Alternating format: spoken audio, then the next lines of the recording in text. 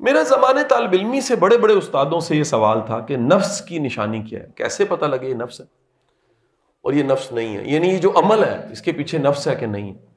یہ اتنا بڑا مضمون تھا کہ اس کے لیے میں نے تصوف کی بڑی بڑی کتابیں کھنگالی، قوت القلوب پڑھ دی، کشف المحجوب پڑھ دی، جتنے ملفوظات تھے پڑھ دیے، آخر کار جا کے نکتہ مجھے بلے شاہ سے سمجھ آیا، اور مفہوم اس کا یہ تھا، اس شعر تو نہیں، مفہوم یاد ہے۔ جو نفس ہے نا، اس کی سب سے بڑی نشانی کریڈٹ لینا ہے، پورا پورا کریڈٹ لینا ہے، اور نفس کے اینٹی اگر کوئی چیز ہے نا تو وہ ایک ورڈ ہے، اس کو کہتے ہیں الحمدللہ رب العالمین، جس کا مفہوم یہ ہے کہ سارے کا سارا کریڈٹ کس کو جاتا ہے؟ رب العالمین کو جاتا ہے۔ آپ کا کیا کمال، میرا کیا کمال۔ ایک عام سے گھر سے نکل کے ٹیوشن پڑھاتے پڑھاتے کوئی شخص یہاں پہ پہنچ گیا اور اس کی محبت میں آپ یہاں بیٹھے ہوئے ہیں، میرا تو کوئی کمال نہیں، اس رب کی مہربانی ہے۔ جو مخلوق خدا ہے، مخلوق خدا کے تو جو دل ہیں، وہ دل تو رب کہتا ہے ایسے انگلیوں میں پڑے ہوئے ہیں نا، اور وہ جب جس طرف پھیرنا چاہتا ہے، آپ نے دیکھا نہیں کیسے کیسے بادشاہ رسوا ہوئے، دنیا کی تاریخ اٹھا کے دیکھ لیجیے، کیسے کیسے عروج آئے، زوال کا شکار ہو گئے، کیسے کیسے نام آئے اور چلے گئے، اور کہاں رب کی مہربانی۔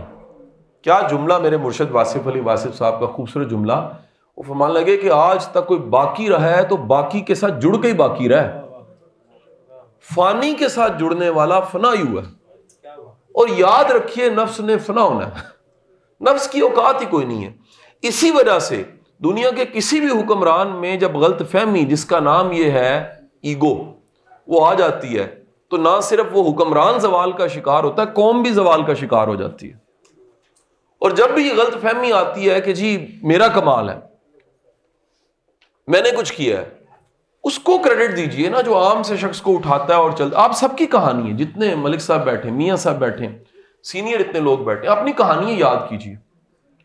مجھ سے پوچھے جانے والے سوالوں میں ایک سوال بڑا ضروری ہوتا ہے، سوال پوچھا جاتا ہے سر آپ اپنی ایگو کیسے مینج کرتے ہیں؟ میں کہتا ہوں 3 کام ہیں، ان کو میں نے چلہ سمجھ کے پکڑا ہوا۔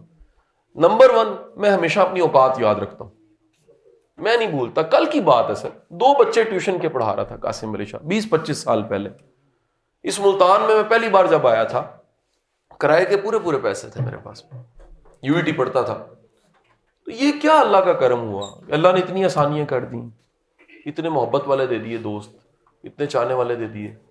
تو نمبر 1 جو امپورٹنٹ چیز ہے وہ ہے کہ آپ اپنی اوقات یاد رکھیے۔ اور اس کا طریقہ کار کیا ہے، عملاً بتا رہا ہوں آپ کو، میں عملاً، میں ملک صاحب ان سب جگہوں پہ بار بار جاتا ہوں جہاں سے میں نے آغاز کیا۔ اس اسکول میں جاتا ہوں، اس یونیورسٹی میں جاتا ہوں، اس کالج میں جاتا ہوں، اس ادارے میں جاتا ہوں، ان گلی محلوں میں جاتا ہوں، ان جگہوں پہ جاتا ہوں جن جگہوں پہ کبھی میں بیٹھ کے سوچ رہا تھا کہ یار کیا زندگی کا اگلا دن بھی آنا ہے کہ نہیں آنا، کیا یہ جو رات ہے یہ ختم ہونی ہے کہ نہیں ہونی، اور کیا یہ وقت ہے جو یہ گزر جائے گا، کیسے گزرے گا۔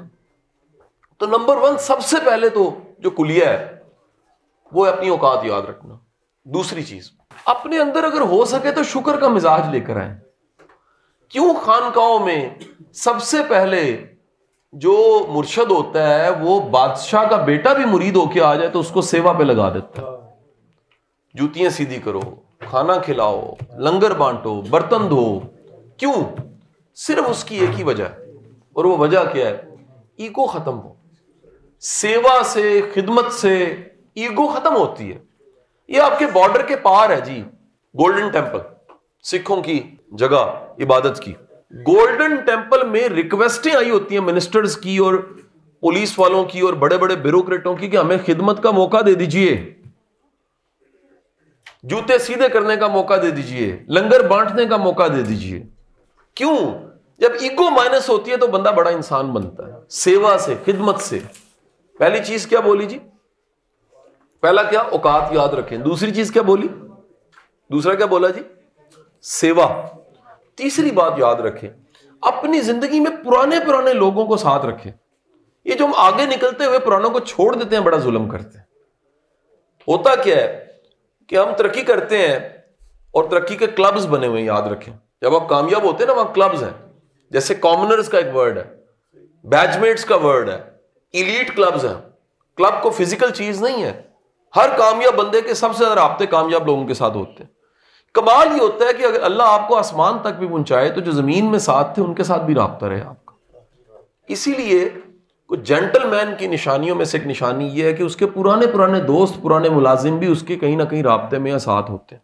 فراڈیا ہمیشہ سیل فون نمبر بدل لیتا ہے. یہ جو ہم سم توڑ دیتے ہیں نا اور نئی سم ڈال لیتے ہیں، یہ سب سے بڑی نشانی ہوتی ہے کہ پیچھے ہم نے کوئی نہ کوئی واردات ڈال دی ہوئی ہے.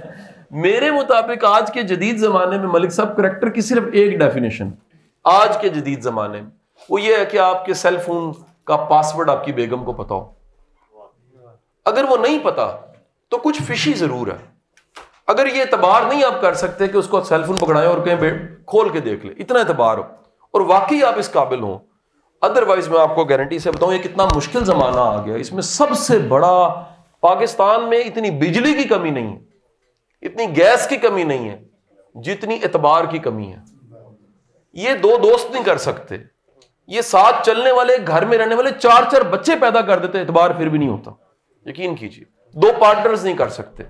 آپ کے پوری قوم کا مسئلہ کیا ہے؟ جو ملک کو چلانے والے ہیں اعتبار ختم ہو گیا، ان کا آپ پہ ختم ہو گیا، جماعتوں کا آپس میں ختم ہو گیا، اعتبار گواچ گیا. کاش اعتبار واپس آ جائے ہماری زندگی. باہر کے ملک میں گمان ہی ہوتا ہے سارے ٹھیک ہیں، اس ٹھیک کو ثابت کرنا پڑتا ہے میں کرپٹ ہوں. رواج یہ ہے. اس ملک میں ہم پہلا شک کرتے ہیں کرپٹ ہے، انہیں ثابت کرنا پڑے گا صحیح ہے کہ نہیں ہے. الٹ ہو گیا. وجہ یہ ہمارا اعتبار اتنی بار خراب ہوا. وہ اللہ نہ کرے بندہ جا رہا ہو نا کسی لاہور کے اندرون سے ایریے میں، سبزہ زار میں اور ساندے والے ایریے میں، یا کراچی کی اندر گلیوں میں ہو، اور پیچھے سے اچانک 125 اور پسٹل پہ کر کے موبائل چھین لے. اگلے 2 سال تک جب بھی 125 کی آواز آتی نا، ترا نکل جاتا.